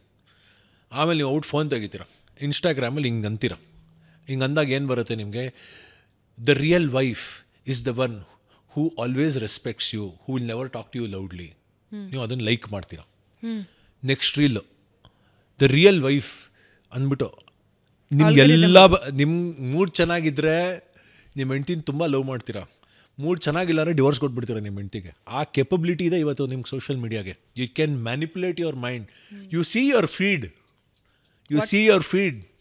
So your feed is who you are. If ಅವ್ರು ನಿಮಗೆ ಕಳಿಸ್ತಲ್ಲ, ನೀವೇನು ನೋಡ್ತಾ ಇದ್ದೀರೋ ಅದನ್ನೇ ಅಲ್ಗಾರಿದಮ್ಮು ನಿಮಗೆ ವಾಪಸ್ ತೊಗೊಂಬಂದು ಕೊಡ್ತಾ ಇದೆ. ಸೊ ನಮ್ಮ ಯೋಚನೆ, ನಮ್ಮ ಪ್ಯಾಟರ್ನನ್ನು ನಾವು ಪ್ರಶ್ನೆ ಮಾಡ್ಕೋಬೇಕು ಒಂದ್ಸಲಿ. ಈ ಥರ ಹಲವಾರು ಪ್ಲ್ಯಾಟ್ಫಾರ್ಮ್ಗಳು ಅವರವರ ಬಿಸ್ನೆಸ್ಗೆ ಅಂತ ಹೇಳಿ ದಿನ ಬರ್ತಾರೆ. ನಾವು ಅದಕ್ಕೆ ಸೊಪ್ಪಾಕಬೇಕಾ ಅನ್ನೋದನ್ನು ನಾವು ಯೋಚನೆ ಮಾಡಬೇಕು. ಇದು ಅರ್ಥ ಆಗೋದಕ್ಕೆ 10 ಜನನ ಸೋಷಿಯಲ್ ಮೀಡಿಯಾನಲ್ಲಿ ಫ್ರೆಂಡ್ ಮಾಡಿಕೊಂಡು ಅನ್ಫ್ರೆಂಡ್ ಮಾಡಿಕೊಂಡು ಜಗಳ ಆಡಿ ಕಮೆಂಟ್ಸ್ ಹಾಕಿ ಅವ್ರ ಹತ್ರ ಬೈಸ್ಕೊಂಡು ಆ ಕಮೆಂಟ್ಗಳನ್ನು. ಮೊನ್ನೆ ಯಾರೋ ಒಬ್ಬ ನನ್ನ ಒಂದು ರೀಲ್ಗೆ ಒಂದು ಕಮೆಂಟ್ ಹಾಕಿದ್ದಾನೆ. ಏನಂತ ಹಾಕಿದ್ದಾನೆ? ಬೋಳಿ ಮಗ ಅಂತ ಹಾಕಿದ್ದಾನೆ. ನಾನು ಅದೇ ಕೇಳಿದೆ. ನನ್ನ ಪ್ರಶ್ನೆ, 3 ಜನ ಇದ್ದರು ಆ ರೀಲಲ್ಲಿ, ನಾನು ಇನ್ನು 2 ವ್ಯಕ್ತಿ ಇದ್ದರು. ಯಾರದು? That is the first question that I had. Second, ಆ ಥರ ಅವ್ನು ಬಂದು ಕಮೆಂಟ್ ಹಾಕಬೇಕು ಅನ್ನೋದು ಅವನಿಗೆ ಎಷ್ಟು ಫ್ರಸ್ಟ್ರೇಷನ್ ಇದೆ ಲೈಫಲ್ಲಿ ಹೇಳಿ. ಅವ್ನಿಗೆ ಯಾರಿಗೋ ಬೈಬೇಕು ಅಂತ ಆಸೆ, ಯಾರಿಗೂ ಬೈಯೋಕ್ಕಾಗ್ತಾಯಿಲ್ಲ, ಯಾಕಂದರೆ ಅವ್ನು ವಾಪಸ್ ಹೊಡಿತಾರೆ ಅನ್ನೋ ಭಯ. ಅದಕ್ಕೆ ಬಂದು ಏನು ಮಾಡ್ತಾನೆ, ಕೀಬೋರ್ಡಲ್ಲಿ ಕುಟ್ಟೋದು. ಆಮೇಲೆ ಅವ್ರದ್ದೊಂದು ರಿಯಲ್ ಫೋಟೋ ಇರಲ್ಲ, ಐಡೆಂಟಿಟಿ ಇರಲ್ಲ. ಆಮೇಲೆ ಈ ಥರ ನೀವು ಎಷ್ಟೊಂದು ಕಮೆಂಟ್ ತೆಗೆದು ನೋಡಿ, ಹುಡುಗಿರ ಕಮೆಂಟ್ಸಲ್ಲಂತೂ ತುಂಬ ಕೆಟ್ಟದಾಗಿರುತ್ತೆ. ಸೊ ಇದನ್ನು ನಾವು ಯಾಕೆ ಸೀರಿಯಸ್ ಆಗಿ ತೊಗೋಬೇಕು? So I am telling all these things is just a platform. ನಿಮ್ಮ ಹತ್ರ ವಿಷಯ ಇದೆಯಾ, ವಿಚಾರ ಇದೆಯಾ, ಯೋಚನೆ ಇದೆಯಾ, ಒಂದು ಪಾಡ್ಕಾಸ್ಟ್ ಮಾಡ್ತೀರಾ, ಒಂದು ವೆಬ್ ಸೀರೀಸ್ ಮಾಡ್ತೀರಾ, ಅಥವಾ ಏನೋ ಒಂದು ವಿಚಾರನ 4 ಜನಕ್ಕೆ ಹೇಳ್ಕೊಡ್ತೀರಾ, ಯೂಸ್ ಮಾಡಿ. ಇಲ್ವಾ, ದಯವಿಟ್ಟು ದೂರ ಇದ್ಬಿಡಿ. ನಾನು ಹೇಳೋದು, one day I do this in a week. I stay away from my phone, no social media, nothing. Weekly detox from my life. ಏನು ಮಾಡ್ತೀನಿ ಅವತ್ತು? ಏನಿಲ್ಲ, ಫೋನ್ ಸೈಲೆಂಟ್ಗೆ ಹಾಕಿ ಬಿಸಾಕಿ ಒಂದು ಸೈಡಲ್ಲಿ. ಅದು ಎಷ್ಟು ರಿಂಗಾದ್ರು ಎತ್ತಬೇಡಿ, ನೋಡೋಕೆ ಹೋಗ್ಬಿಡಿ. ಏನೋ 1-2 ಅಫ್ಕೋರ್ಸ್ ಹೆಂಡ್ತಿ ಅಮ್ಮ ಎಲ್ಲ ಅಕ್ಕಪಕ್ಕದಲ್ಲೇ ಇರ್ತಾರೆ. ಇಲ್ಲ ಅಂದರೆ ಅವಾಗ ನೀವು ಬೇಕಾಗತ್ತೆ ಅಷ್ಟೇ, ಯಾಕಂದರೆ ಅವ್ರದ್ದು ಎಮರ್ಜೆನ್ಸಿ ಇರುತ್ತೆ ಅನ್ನೋದು ಬಿಟ್ಟರೆ. I throw the phone aside. ಇನ್ನೊಂದು ಪರ್ಸ್ನಲ್ ನಂಬರ್ ಇದೆ ಮನೇಲಿ, 4 ಜನದ ಹತ್ರ ಇದೆ. They will call that number if I want. ಏನು ಪ್ರಾಣ ಹೋಗೋಂಥದ್ದು ಏನು ಬರುತ್ತೆ ಅವತ್ತು ಒಂದು ದಿವಸದಲ್ಲಿ? ನೀವು ಒಂದು ದಿವಸ ಏನು ಮಾಡಬೇಡಿ, ಶೂ ಪಾಲಿಷ್ ಮಾಡ್ಕೊಳ್ಳಿ, ನಿಮ್ಮ ಬಟ್ಟೆ ಎತ್ತಿಟ್ಕೊಳ್ಳಿ, ನಿಮ್ಮ ಮನೆ ಒರೆಸಿ, ನಿಮ್ಮ ಗಾರ್ಡನಲ್ಲಿ ಗಿಡಕ್ಕೆ ನೀರು ಹಾಕಿ, ನಾಯಿ ವಾಕಿಂಗ್ ಕರ್ಕೊಂಡೋಗಿ. ಏನು ಅದ್ಭುತ ಏನು ಮಾಡೋ ಅಗತ್ಯ ಇಲ್ಲ. ಸುಮ್ಮನೆ ಇದಿಷ್ಟು ಸಿಂಪಲ್ ಆಗಿ ಮಾಡಿ. ದೇವಸ್ಥಾನಕ್ಕೆ ಹೋಗ್ಬನ್ನಿ, ಒಂದು ಪುಸ್ತಕ ಓದಿ, ಫಿಟ್ನೆಸ್ ಮಾಡಿ, ಧ್ಯಾನ ಮಾಡಿ. ಇದನ್ನು ಮಾಡಿದ್ರೆ ನೀವು ಯಾಕೆ ನೀವು ಲೈಫಲ್ಲಿ ಖುಷಿಯಾಗಿರಲ್ಲ ಹೇಳಿ? ಓಕೆ, ಫಿಟ್ನೆಸ್ಗೆ ಬಂದ್ರಿ. ನಾನು ನಿಮ್ಮ ಫಿಟ್ನೆಸ್ ವಿಡಿಯೋ ನೋಡಿ I was like oh my God ಅಂತ ಅನಿಸಿತ್ತು. ಯಾಕೆಂದರೆ ನಾನು ಕಾಲೇಜ್ನಲ್ಲಿ ನೋಡಿದ್ದ ಜೋಶಿಗೂ ಆಮೇಲೆ ನೀವು ಆಗಿದ್ದ ಜೋಶಿಗೂ ಬಹಳ ವ್ಯತ್ಯಾಸ ಇತ್ತು. ಸ್ಟಿಲ್ ನೀವು ಫಿಟ್ನೆಸ್ ಬಗ್ಗೆ ಮತ್ತು ಆರೋಗ್ಯದ ಬಗ್ಗೆ ಕಾನ್ಸಂಟ್ರೇಟ್ ಮಾಡ್ತೀರಾ, ಮೊದಲಿನ ರೀತಿ ಅಲ್ಲದೆ ಇದ್ರೂ ಯು ಆರ್ ಕಾನ್ಸಂಟ್ರೇಟಿಂಗ್. ಸೊ ಆರೋಗ್ಯ, fitness, mental health Vinayak Joshi ಜೀವನದಲ್ಲೇನು? ಮೊದಲನೇದಾಗಿ ಇವಾಗ ನಾನು ಸಖತ್ ದಪ್ಪ ಆಗಿದ್ದೀನಿ. ಮತ್ತೆ 43 kg ಕಳ್ಕೊಂಡಿದ್ದೆ, ಅದರಲ್ಲಿ ಒಂದು 30 kg ವಾಪಸ್ ಹಾಕ್ಕೊಂಡಿದ್ದೀನಿ ನಾನು ಇವಾಗ. But this is my choice. ನಾನು ಈ ಥರ ಇರೋದು ನನ್ನ ಚಾಯ್ಸ್. ಓಕೆ, ಏನಕ್ಕೆ ಅಂದರೆ ಎವ್ರಿ ಡೇ ಫಿಟ್ನೆಸ್ ಮಾಡ್ತಾಯಿದ್ದೆ. ಒಂದು 100 ಮ್ಯಾರಥಾನ್ ಓಡಿರ್ಬೋದು, ಅದು ಇದು ಅಂತಲ್ಲ.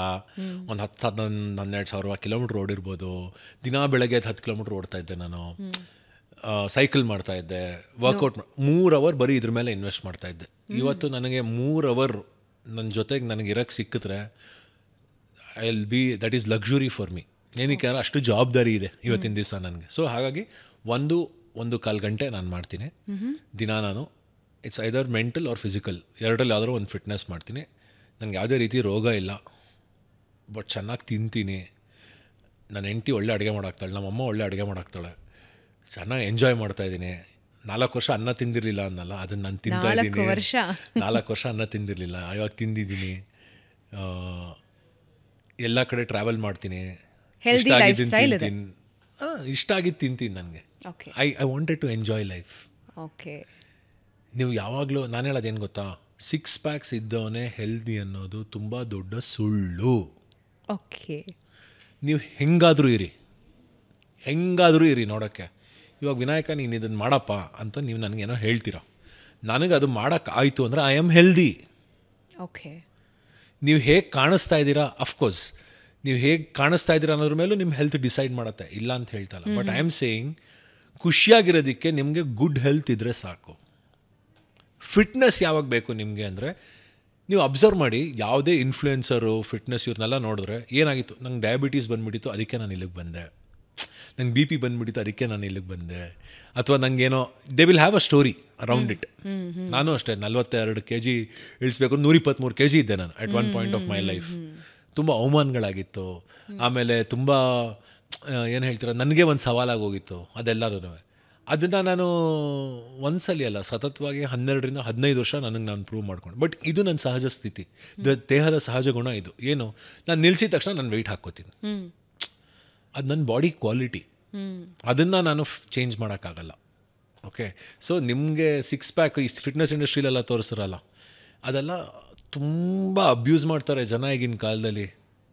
ಅದು they take a lot of synthetic drugs, they take a lot of supplement ಅನ್ನೋ ಹೆಸರಲ್ಲಿ ಏನೇನೋ ತೊಗೊತಾರೆ. ಆ್ಯಂಡ್ ಎಲ್ಲ ನಿಮಗೆ ಕುಡಿಯೋದು ಒಳ್ಳೆಯದು ಅಂತ ಹಾಕ್ತಾರೆ ಇಂಟರ್ನೆಟ್ಟಲ್ಲಿ ಇವತ್ತಿನ ದಿವಸ.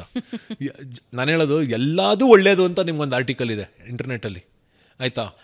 ಆಮೇಲೆ ನನಗೆ ಸೊ ನನಗೇನು ಅನಿಸುತ್ತೆ ಅಂದರೆ, if you are happy doing what you want, then you have good health. That is first thing. Second, ಕಣ್ಣು ಮುಚ್ಚಿದಾಗ ನಿದ್ದೆ ಬರುತ್ತಾ, ನಿಮ್ಮ ಯೋಚನೆ ಚೆನ್ನಾಗಿದೆಯಾ, your mental health is great. I agree with this. ನಾನು ಯಾವಾಗಲೂ ಜನರಿಗೆ ಅದನ್ನೇ ಹೇಳ್ತೀನಿ, ನಾವು ಯಾವತ್ತೂ ತಲೆಗೆ ದಿಂಬು ಕೊಟ್ಟು ಕಣ್ಣು ಮುಚ್ಚಿದಾಗ ನೆಮ್ಮದಿಯಾಗಿ ನಿದ್ದೆ ಬರುತ್ತಲ್ಲ, then you are leading a luxurious life. ಇದೇ ನಿಮಗೆ ಶ್ರೀಮಂತ ಜೀವನ. ನಿದ್ದೆ ಹಿಂಗೆ ಮಲಗಿದ ತಕ್ಷಣ 100 ಯೋಚನೆ, 100 ಗಿಲ್ಟು, 100 ಪ್ರಾಬ್ಲಮ್ಸು, ಅವ್ರ ಬಗ್ಗೆ ಯೋಚನೆ, ನಾನು ಹಿಂಗೆ ಮಾಡಿಬಿಟ್ಟೆ, ಪಶ್ಚಾತ್ತಾಪ, ಇವೆಲ್ಲ ಬಂತು ಅಂದರೆ ನೀವು ಲೈಫ್ ಲೀಡೇ ಮಾಡ್ತಿಲ್ಲ. And you are the poorest ಅನಿಸುತ್ತೆ ನನಗೆ ಯಾವಾಗಲೂ, ಅಲ್ವಾ. ನಿಮ್ಮ ಮಾತು ನಾನು ಒಪ್ತೀನಿ. ನನ್ನ ಗುರುಗಳೊಬ್ರು ಇದ್ದಾರೆ, ಈಸ್ ಅ ಮಿಲಿಯನೇರ್. ಯಾವ್ದಾರ ಒಂದು ಬೆಡ್ ಇದ್ದರೆ ಹುಡ್ಕೈ ಎಷ್ಟು ಲಕ್ಷ ಆದರೂ ಕೊಡ್ತೀನಿ, ಹೋಗಿ ತಲೆ ಇಟ್ಟಿದ ತಕ್ಷಣ ನಿದ್ದೆ ಬರ್ಬೇಕು ನನಗೆ ಅಂತಾರೆ. ಕೋಟಿ ಇದ್ದರೂ ತಲೆ ಇಟ್ಟ ತಕ್ಷಣ ನಿದ್ದೆ ಬರೋದಕ್ಕೆ ಅವ್ರ ಹತ್ರ ಏನು ಸೊಲ್ಯೂಷನ್ ಇಲ್ಲ, they only have to do it. So ನೆಮ್ಮದಿಯಾಗಿದ್ದರೆ ಲಕ್ಷದ ಬೆಡ್ ಬೇಕಾಗಿಲ್ಲ, ಚಾಪೆ ಮೇಲೂ ನೆಮ್ಮದಿಯಾಗಿ ಮಲ್ಕೋಬೋದು ನೀವು. ನೋಡಿ, ನನಗೆ ಇದೆ. ಸೊ ನಂಗೆ ಒಂದು ಪಾಯಿಂಟಲ್ಲಿ ಏನು ಅನಿಸ್ತು ಅಂದರೆ, ನನಗೆ ಏನೇ ಮಾಡಿದ್ರು ಅದನ್ನು ಚೆನ್ನಾಗಿ ಮಾಡಬೇಕು ಅನ್ನೋ ಉದ್ದೇಶ ಇತ್ತು. So you are happy with your life? I am very happy. God has been very kind to me.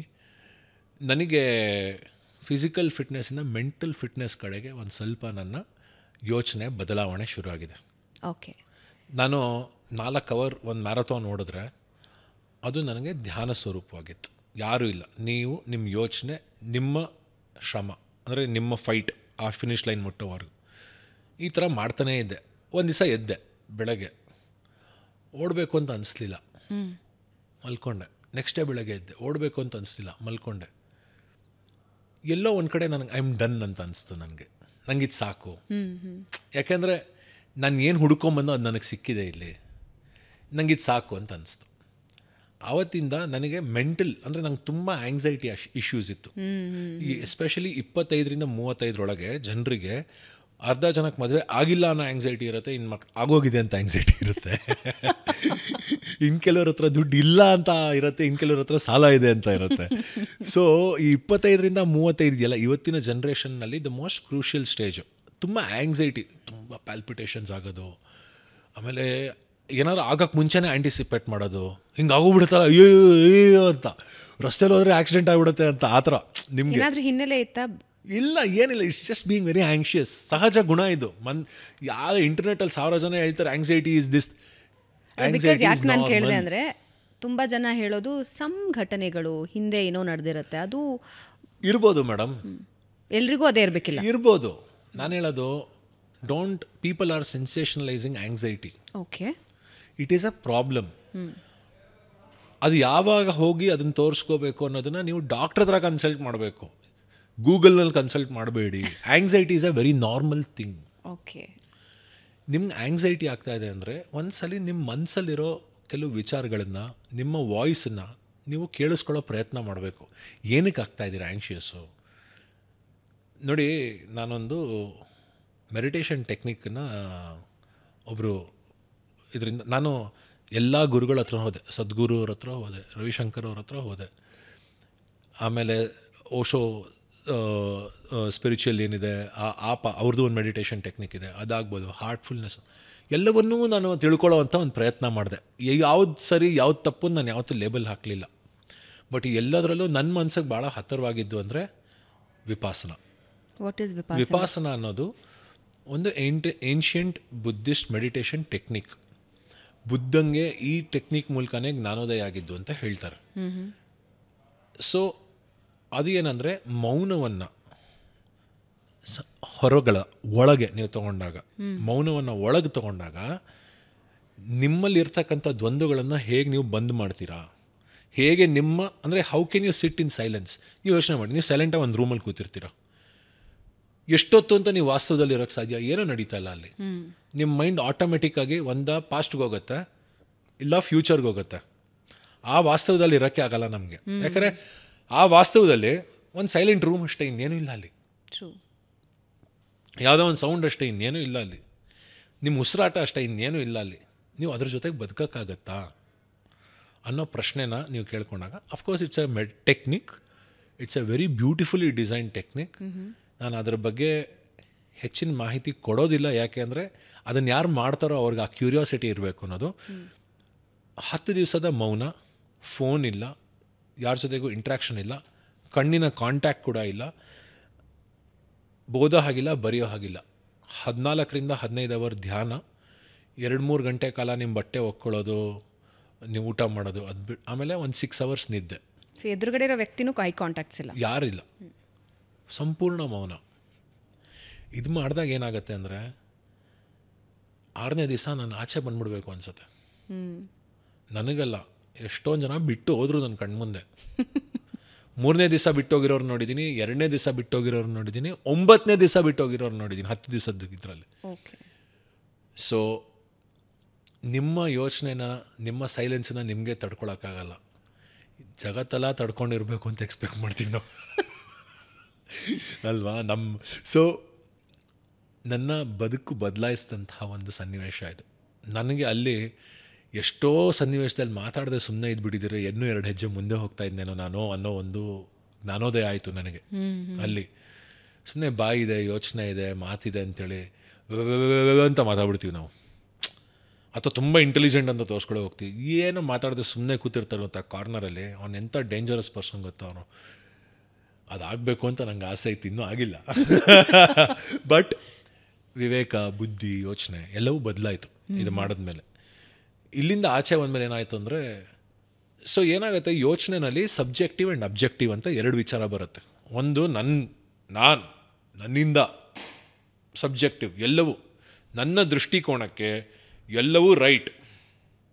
So ಒಂದು ಎಕ್ಸಾಂಪಲ್ ಕೊಡೋಣ. ಇವಾಗ ನಾನು, ನೀವು ಒಂದು ಬಾಯ್ ಫ್ರೆಂಡ್, ಗರ್ಲ್ ಫ್ರೆಂಡ್ ಅಂತ ಅಂದ್ಕೊಳ್ಳೋಣ. ಓಕೆ, ನಿಮಗೆ ನನ್ನ ಜೊತೆಗೆ ಇಂಟ್ರೆಸ್ಟೇ ಇಲ್ಲ ಇರೋದಕ್ಕೆ, ಯಾಕೆಂದರೆ ನಿಮ್ಗೆ ರೋಸ್ ಎತ್ತೋಗ್ಬಿಟ್ಟಿದ್ದೀರ. ಓಕೆ, ಸೊ ನೀವು ಬಿಡಬೇಕು ಅಂತ ಇದ್ದೀರ. ನನಗೆ ನೀವು ಆಡ್ತಾ ಇರೋದು ನೋಡಿದ್ರೆ ಇರಿಟೇಟ್ ಆಗ್ತಾ ಇದೆ ನನಗೆ. ಇವಳ ಜೊತೆಗೆ ನಾನು ಹೆಂಗಪ್ಪ ಲೈಫ್ ಲಾಂಗ್ ಕಳೀಲಿ, ಬೇಡ ಸವಾಸ ಅಂತ ನಾನು ಬಿಟ್ಟು ಹೋಗ್ತಾ ಇದ್ದೀನಿ.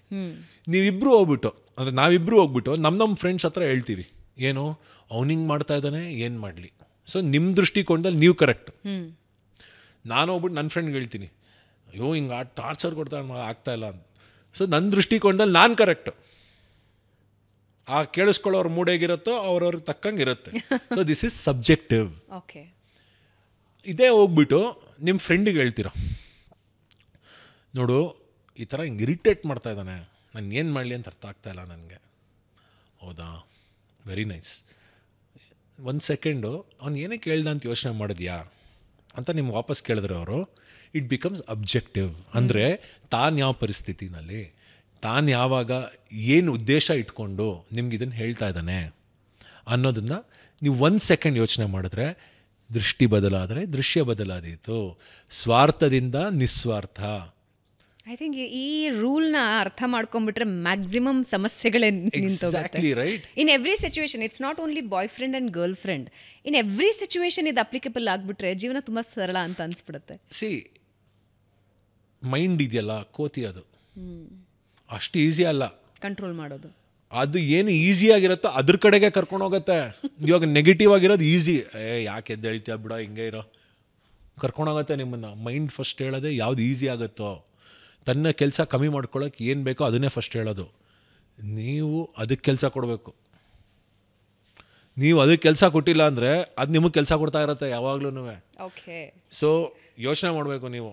ಇದೇ ನನಗೆ ಆ ಮೆಡಿಟೇಷನ್ ಅರ್ಥ ಆಗಿದ್ದು. ಅಂದರೆ you have to give work to your brain. It's not that the brain is working for you all the time. No, it will not work. ಅದು ಕೋತಿ, ಅದು ಕಂಟ್ರೋಲಿಗೆ ಸಿಗದೇ ಇರೋ ಕೋತಿ.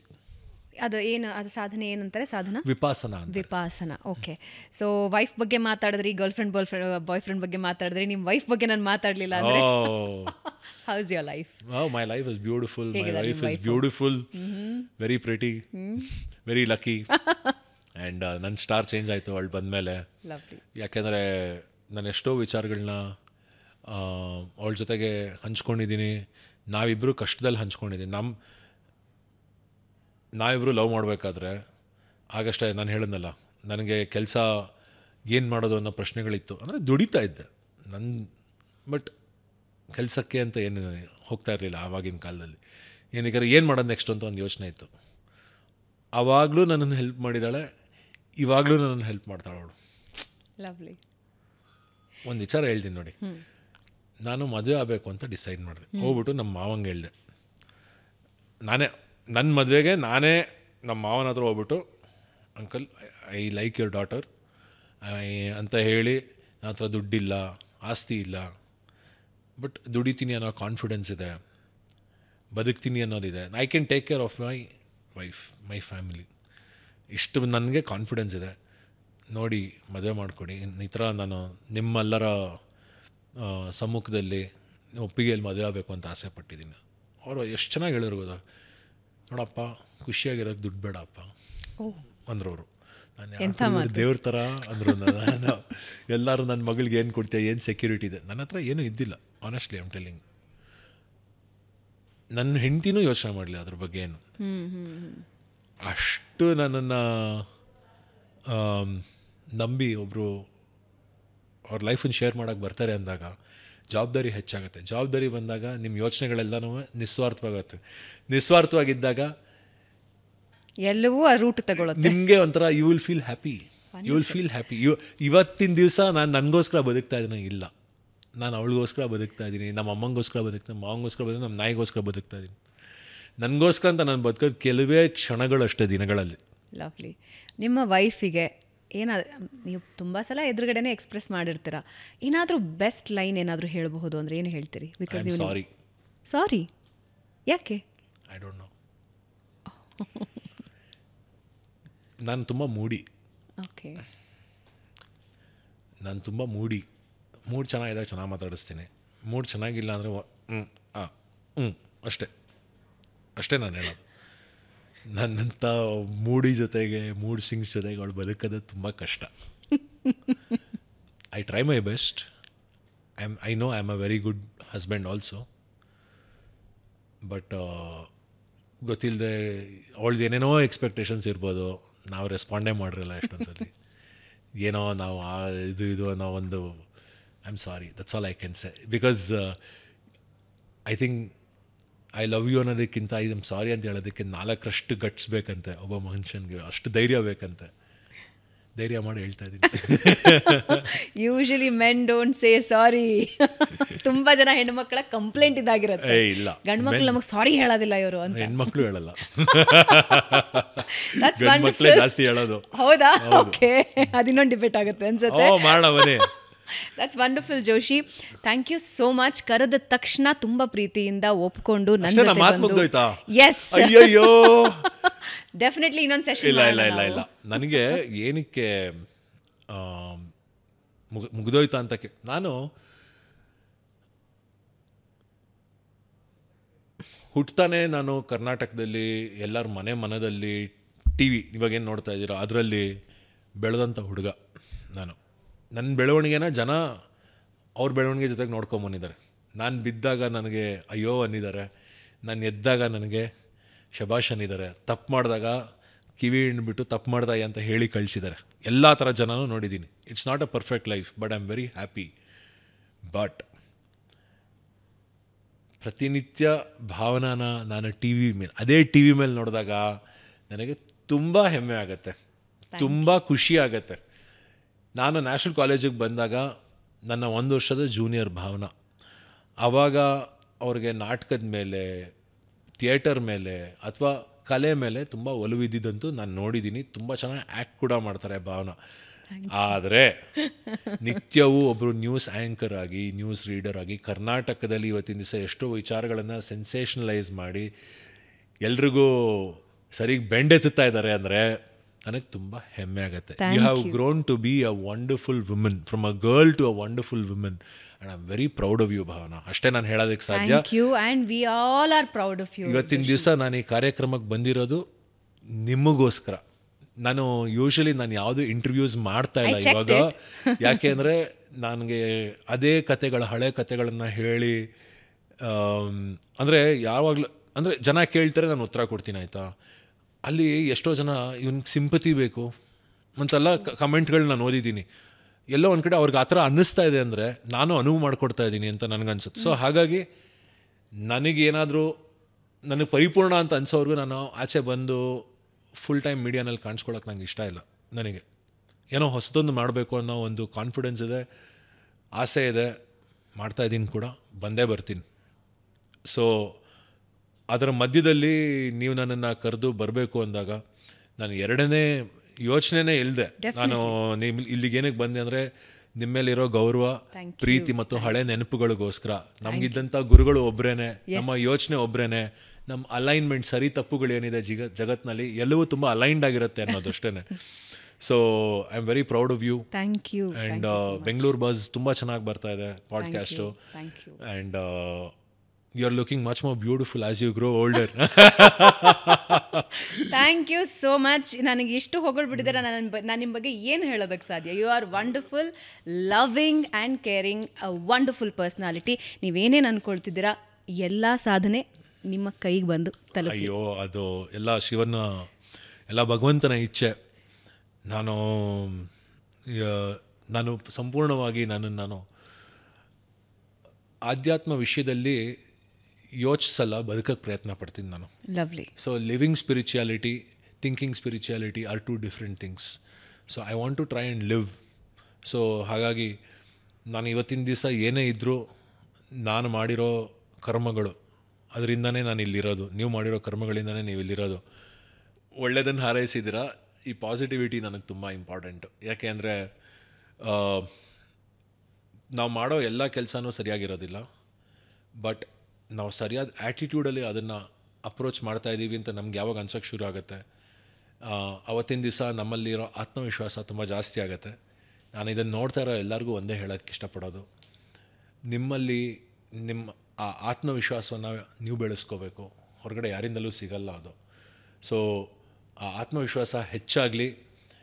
ಅದಿದ್ದಲ್ಲಿ ನೀವು ಏನು ಬೇಕಾರೋ ಸಾಧನೆ ಮಾಡೋ, ಅಂದರೆ ಈಗೋ ಬೇರೆ, ಹುಂಬತನ ಬೇರೆ, ಆತ್ಮವಿಶ್ವಾಸ, self confidence is different.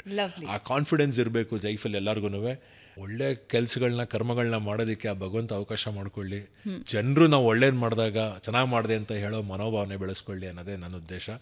So thank you once again. I'm honored so and lots of love to you and Swarna team. Thank you so much. So ಮತ್ತೊಂದು ಸಲ ತುಂಬ ಹೃದಯದ ಧನ್ಯವಾದ ನಿಮಗೆ. Thank you. ಸೊ ವೀಕ್ಷಕರೇ, ಇದು ಇವತ್ತಿನ ಬೆಂಗಳೂರು ಬಸ್. ಮುಂದಿನ ವಾರ ಮತ್ತೊಬ್ಬ ವಿಶೇಷ ಅತಿಥಿಯೊಂದಿಗೆ ಭೇಟಿ ಆಗ್ತೀನಿ. ನಮಸ್ಕಾರ.